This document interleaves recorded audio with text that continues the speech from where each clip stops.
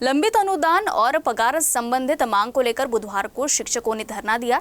इस दौरान नागपुर जिला परिषद के बाहर शिक्षकों ने प्रदर्शन कर नारेबाजी की।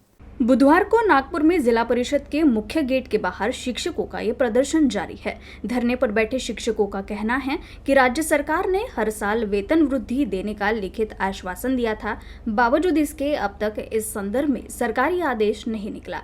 ऐसे में चुनावी आचार संहिता लगने से पहले जीआर जारी करना चाहिए और शिक्षकों और गैर शिक्षकों के खाते में तुरंत वेतन जमा करने की मांग शिक्षकों ने की है।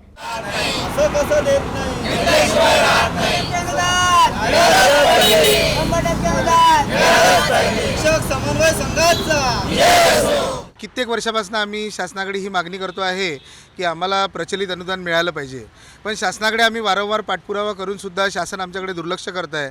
आम्ही मुंबईला आंदोलन लावलं, लाट्या खाल्ल्यात आणि कित्येक वर्ष झाले काही आमचे शिक्षक जे आहेत काहीही पगार न घेता ते रिटायर सुद्धा होऊन गेलेले आहेत, तरी सुद्धा अजून शासनाचे डोळे उघडत नाही आहे। शासनाला आमच्यासाठी अजिबात वेळ नाही आहे। आमचे मुद्दे विचारात घ्यायला, आमच्या मुद्द्यावर विचार करायला किंवा आम्हाला अनुदान द्यायला त्याच्याकडे निधी नाही आहे। त्यांना इतर सगळे कार्य करायला निधी आहेत, स्वतःच्या पगार निधीसाठी सुद्धा त्यांच्याकडे पैसे आहेत, पण शिक्षक हा समाजातील सर्वात संघटनशील आणि समाजाला प्रगती करणारा, समाजाला पुढे वाढवणारा जो घटक आहे, सर्वात महत्त्वाचा घटक शिक्षक।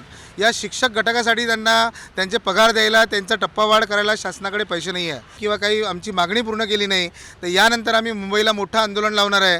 पूर्ण राज्यातील शिक्षक मुंबईला तिथे एकत्रित होतील आणि शासनाच्या विरुद्ध आम्ही आवाज पुकारणार आणि आमच्या आंदोलनाने, आमच्या शांततेच्या मार्गाने आमच्या अधिकाराची आणि आमच्या हक्काच्या पगाराची आम्ही त्यांच्याकडे वाढीव टप्प्यासाठी आणि प्रचलितसाठी नक्कीच मागणी करणार।